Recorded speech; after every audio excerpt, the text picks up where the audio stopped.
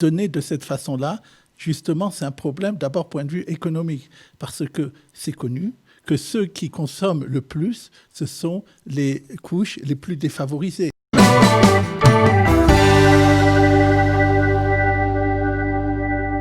Docteur Daniel Gounaï, bonjour. Bonjour. Ah voilà, on vous entend parfaitement et c'est extrêmement bien pour nous parce qu'on a beaucoup de questions à vous poser ce matin sur la situation et bien, en particulier bien entendu la situation économique face à la crise du coronavirus. Alors la première question, c'est que je voudrais qu'on revienne ensemble sur les derniers plans qui ont été annoncés par le gouvernement, des plans un peu en zigzag, des informations qui sont un peu parfois contradictoires et que l'on a du mal à suivre et à capter. Quel est l'impact, on va dire, par exemple, de l'annonce faite par Benjamin Netanyahou mercredi dernier concernant cette allocation, cette prime adressée, offerte à l'ensemble des citoyens israéliens. Pour l'instant, concrètement, elle n'a pas encore été distribuée dans les comptes en banque. Est-ce que ça peut véritablement aider les marchés ? Benjamin Netanyahou l'a justifié en affirmant que c'était de l'argent qui pouvait doper, on va dire, la relance économique en Israël. Est-ce que c'est vrai à votre avis ? Oui, Chodesh Tov d'abord. C'est Chodesh sûrement Tov. Netanyahou qui a envoyé quelqu'un pour nous empêcher les micros ce matin de fonctionner normalement. Oui, parce qu'il savait qu'on allait critiquer. Qu'on allait dire des choses, essayer d'analyser ce qu'il a fait. Comme vous dites, la semaine dernière, justement, à notre chronique du matin, on avait déjà parlé beaucoup des problèmes. Et sûrement, il nous a attendus, nous, comme d'autres personnes. Oui. Et il a décidé de faire ce qu'on appelle l'hélicoptère monnaie. Ouais. C'est le premier qui a fait ça dans la crise du corona, c'est Trump, qui a décidé à l'époque de jeter de l'argent donner à tous les Américains, même ceux d'ailleurs qui n'étaient pas en Amérique, s'il y a des Israéliens qui sont d'origine américaine, avaient le droit aussi, $1,000, je crois, une somme assez importante, pour justement relancer l'économie américaine et que les gens consomment. Maintenant, donc, quel est l'impact de ce genre de mesures dans la situation actuelle du marché ?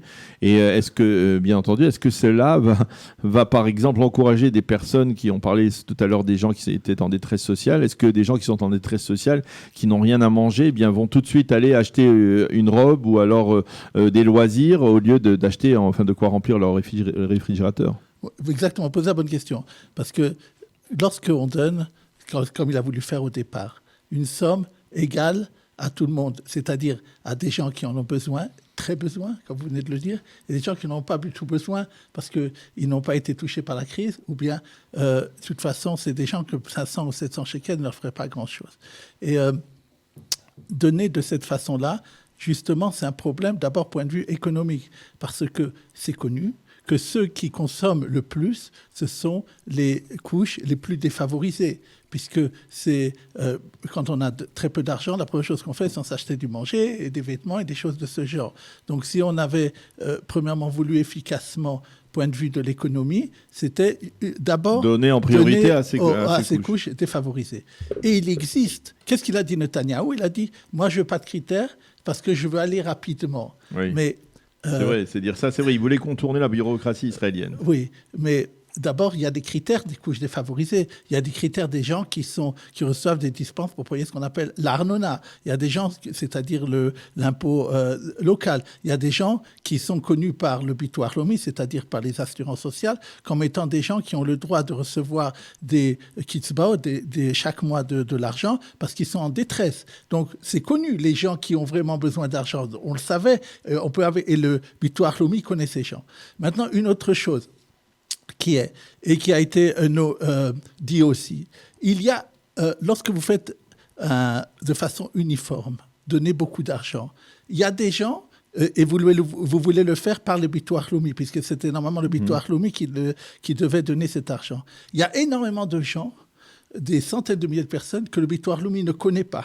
Parce que si cette personne-là ne reçoit pas de l'allocation familiale ou n'est pas en détresse ou autre, il n'est pas connu. Et donc, il n'aurait pas eu cet argent. Donc, même ce qu'il avait voulu, techniquement, ça n'aurait pas pu se réaliser. En plus, après, ils ont parlé aussi, peut-être alors, on va donner à tout le monde et on reprendra. Avant ça, une dernière chose très très importante. Il y a des gens qui en 2018 et en 2019 étaient des gens qui n'étaient pas en détresse. Et tout d'un coup, en 2020, ils vont être en détresse parce que parce qu'ils ont tout perdu, ils ont un travail, ou bien ils sont indépendants, ils ont perdu de l'argent. De la façon dont maintenant on voulait récupérer l'argent en leur disant, vous savez, finalement pour les riches, alors on va leur redemander de l'argent. S'ils se basent sur ce qui a été fait en 2018 et en 2019, peut-être maintenant c'est plus valable. Peut-être justement c'est des gens qui ont énormément besoin d'argent maintenant. Et donc ce qu'il fallait aller, c'était en regardant ce qui se passe maintenant, des gens qui ont des critères suivant le butoir Lomi qui sont en détresse, c'était à eux qu'il fallait donner l'argent et à cause de ça justement. Mais comment on peut se poser la question. On nous a dit et répété depuis de nombreuses années que Netanyahou était un génie en matière économique. Comment a-t-il du mal à comprendre cela ? C'est quand même presque le b.a.-ba pour un économicien. C'est-à-dire c'est élémentaire de comprendre que cette situation-là, que même si effectivement on veut contourner l'économie, eh bien, il vaut mieux donner une subvention différentielle, comme on dit, à des familles nécessiteuses plutôt qu'à des gens qui n'en ont pas besoin. Ou à ne pas donner du tout à ceux qui... Moi, j'ai connu, ils ont donné à Pessah à des gens qui étaient vieux, ils ont dit au-dessus de 65 ans. Il y a des gens qui sont vieux, qui ont plusieurs appartements, qui ont beaucoup d'argent. C'est pas ça chez qui leur fera une différence. Alors comment expliquer cette attitude de Netanyahou ? Est-ce que c'est la preuve d'une sorte de panique de sa part, comme le disent certains éditorialistes, ou alors il y a une logique dans cette attitude ? D'abord, on parle, maintenant encore pas au niveau politique, au niveau économique et financier, chez moi vous avez sûrement fait écho de ça, on parle qu'il y a un très grand problème maintenant de confiance entre lui et le peuple. Ben oui. Et lorsqu'il y a ces problèmes de confiance, ça fait qu'il y a un problème par la suite pour justement faire. Je vais vous donner peut-être une réponse, peut-être que les gens ne savent pas. Vous savez que Netanyahou se présente comme libéral et il critique toujours les fonctionnaires. Oui, bien sûr. D'ailleurs, souvent, pas à tort, parce que souvent, ils ne font pas ce que la Knesset leur demande, ou le gouvernement. Mais si on regarde, c'est depuis le temps où Netanyahou est là que le nombre de fonctionnaires a plus augmenté. Il n'a jamais été aussi important que maintenant. Dans la fonction publique. Et vous savez, je pense... Et pourquoi ? Parce qu'il fait le contraire de ce qu'il dit souvent. Ah oui, et, dans les faits. Et moi, je vous donne des faits. Et donc, on est arrivé... Et je pense qu'une partie du chômage d'1 million de personnes, si ça avait été une situation normale où il y avait un budget, il y aurait eu beaucoup qui auraient été pris en tant que fonctionnariat, c'est-à-dire pas obligatoirement d'ailleurs, avec, comme on disait anciennement, avec, vous savez, titularisation et tout ça, mais beaucoup de gens qui sont employés pour 1 ou 2 ans, 3 ans dans la fonction publique, il aurait pu le faire. Mais comme il n'y a pas de budget, alors il n'y a pas plus de possibilité. À mon avis, c'est ça aussi qui freine l'emploi. Parce que l'emploi, ces dernières années, c'était surtout la fonction publique qui l'a donné. Alors, est-ce que... on est certain, bien entendu, on parlait tout à l'heure avec Gilles Darmon de la détresse sociale. Cette détresse, elle se traduit également pour les indépendants par des faillites. Est-ce qu'on a des données sur le nombre de faillites de ces derniers mois ? Est-ce que c'est vrai que c'est un nombre qui est en constante augmentation et en augmentation dramatique ? Oui, la société Ernst & Young, qui est une société qui en Israël est chargée de faire tout ce qui est pour voir les faillites, classement et des choses comme ça, qui vous classe aussi d'ailleurs les ménages pour savoir si vous avez droit à des emprunts bancaires, a publié les chiffres hier. Il a publié d'abord que d'après ses prévisions, il y aurait 85 000 boîtes qui fermeraient jusqu'à la fin de l'année, ce qui est énorme. Il y a eu en juin... Par rapport à combien vous avez donné pour 2019 40 000. Justement, il y a eu en juin dernier 75% en plus de faillites qu'un point normal. Maintenant, il y a une chose très importante qu'on avait dit une fois et qu'il faut que nos auditeurs sachent. Il y a eu l'année dernière, on en avait parlé une fois, une révision de la loi sur les faillites qui était axée sur le fait que les gens sortent de la faillite, ce qui est intéressant comme idée. Et donc, des gens sont plus facilement amenés à demander à être en faillite parce qu'il y a on peut avoir des avantages. Si on arrive avec les créanciers et autres. Et donc, même avant la crise du corona, on avait remarqué qu'il y avait 20% en plus de demandes de faillite que l'année dernière. Donc, c'est une chose à dire. Et surtout, ce qui est problématique, c'est une baisse de 40% d'ouverture de nouvelles boîtes. Parce qu'il y a des boîtes qui ferment, non, et c'est des boîtes qui ouvrent. Et en juin dernier, c'était une baisse de 40%. Donc là, les boîtes n'ouvrent pas. Et je voudrais dire aussi une chose, puisque vous parlez de détresse sociale. Il y a des fois des chiffres trompeurs. Et on nous a dit le salaire moyen au mois de juin a augmenté je ne sais pas, de 1%, il est un des plus hauts sommets. Vous savez pourquoi ? Oui. Parce que, comme les gens qui sont les plus défavorisés, les salaires les plus bas ne travaillent plus. Alors, ceux qui travaillent, ils gagnent plus. Mais en vérité, c'est un problème parce que ça veut dire que les gens qui ont le plus besoin de travailler, et les étudiants des fois aussi, ou des gens qui sont en détresse, eux ne sont plus dans le chemin du travail. Et donc, ça fait augmenter le salaire moyen. Mais en vérité, ça veut dire que c'est à cause du chômage. Alors, très bien. On va parler, comme on le fait chaque semaine depuis maintenant plusieurs mois. La semaine prochaine, on continuera à parler de la crise et des effets collatéraux de cette crise. Mais je voudrais avoir, et vous demandez peut-être même si c'est lié ou pas, avoir votre appréciation sur un développement assez important dans le domaine de l'énergie israélienne. On sait bien entendu qu'Israël est devenu puissance internationale en matière d'énergie de gaz, d'énergie gazière. Comment expliquer la vente de Nobel Energy, la fameuse société d'Yitzhak Teshuvah qui est à l'origine, on va dire, de ces gisements de gaz au large des côtes israéliennes, cette société qui a été vendue à un grand consortium américain, international, Chevron, pour la bagatelle de 4 milliards de dollars. D'abord, expliquez-nous si c'est une véritable bonne affaire pour Chevron, parce que on avait le sentiment que Yitzhak Teshuvah était assis sur une montagne de dollars avec ces gisements de gaz. Et là, on a le sentiment, finalement, même 4 milliards, c'est peut-être pas cher payé pour une société comme Nobel Energy. Oui, d'abord, Nobel Energy, ce n'est pas Teshuvah. C'est la société de Teshuvah pour faire pour forer du gaz, pour chercher du gaz en Israël et dans les pays, en Israël surtout. Maintenant, qu'est-ce qui se passe? La chose suivante.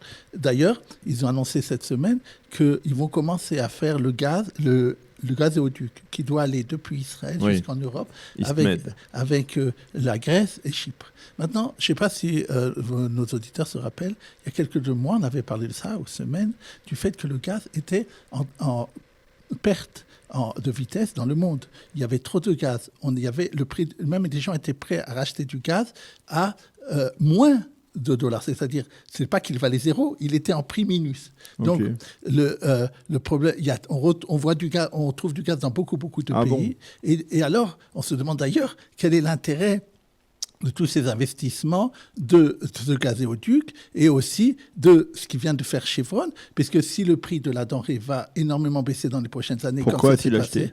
Pourquoi il a investi là-dedans. Maintenant, donc, comme vous dites, ce qui s'est passé, c'est que à cause de ça, les valeurs pétrolières en Israël dans la bourse ont augmenté de 20%.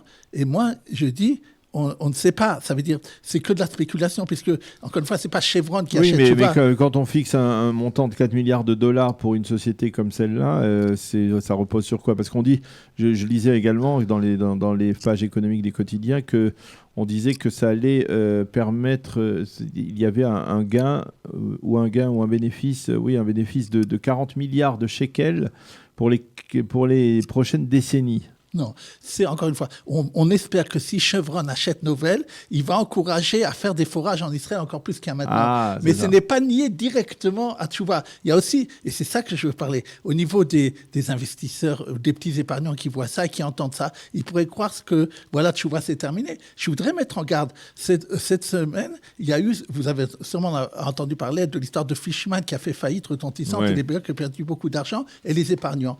Finalement, 67% de la somme ne sera pas payée. Voilà. Et je ne sais pas comment ça va se terminer. C'est un des scandales. Je ne sais pas ce qui va se payer. Et les banques, ils sont pour beaucoup parce qu'ils ont cédé les premiers. Il devait plus d'1 milliard de shekels et il va en payer 200 ou 250. Oui, pratiquement pas. Et il n'est pas sûr que Teshuvah va se sortir d'affaires parce qu'il y a eu cette chose-là. Les épargnants, faites attention. C'est pour ça que je veux vous dire. Et également, dans tout ce qui est énergie en Israël, il faut faire attention. Dans tout ce qui est spéculation, il faut bien lire ce qui est marqué entre les lignes des journaux et qu'est-ce qui s'est passé ici de cette affaire-là.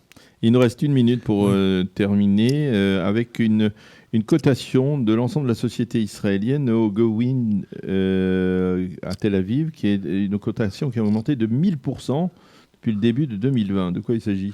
Oui, ça aussi, c'est pour ça que je dis pour faire attention aux gens qui veulent épargner en bourse ou en Israël. Et la chose suivante. Cette société-là, elle arrive à garder de l'énergie et le vent. Disons, c'est sa technique. C'est une société israélienne.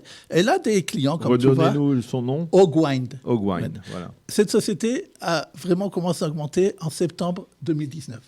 Elle valait 45 millions de shekels. Il y avait des économistes qui sont venus, ils ont dit, voilà, elle vaut 45 millions de shekels. Elle est rentrée cotée en bourse et elle vaut maintenant 1 milliard, 8 shekels. Pourquoi ? Fois 1000%. Et parce que on se dit, elle va dans les... Attendez, d'abord les chiffres. Elle fait 7 millions de shekels de chiffre d'affaires en 2019. C'est rien. Et elle vaut 1,8 milliard. Et elle a des pertes de 50 millions de shekels sur les chiffres d'affaires qu'elle fait. Et les gens sont prêts. Et qui sait ? Je vais vous dire, cette semaine, ont acheté, pas n'importe qui, les caisses de retraite de Psagot et encore d'autres sociétés d'investissement. 125 millions de shekels a été mis par Psagot dans les retraites des gens, dans une société comme ça, qui vaut 1,8 milliard de shekels, alors que les chiffres que je vous dis. Parce qu'elle vend du rêve, parce que, je ne sais pas, point de vue de ce qu'elle a, c'est vrai que c'est peut-être un secteur d'avenir, qu'on a besoin d'énergie à long terme, et ils disent qu'ils ont un marché, ils pensent, de 100 millions de dollars. Mais enfin, le faire... c'est pas Tesla. Le faire arriver à 1,8 milliard de shekels, moi, je me pose des questions. Je pense que les autorités financières devraient s'en poser aussi. Je me demande où était le directoire, et c'est pas seulement moi, c'est les grands financiers dans les journaux qui se posent des questions, où était le directoire de ces sociétés. Et en vérité, ce sont nos retraites, c'est nos coupons de Guémel qui sont investis dans ce genre d'actions, de valeurs, qui apparemment, point de vue économique, je vous dis, n'a pas de réalité entre ce qu'elle vaut aujourd'hui et ce que, économiquement, elle fait.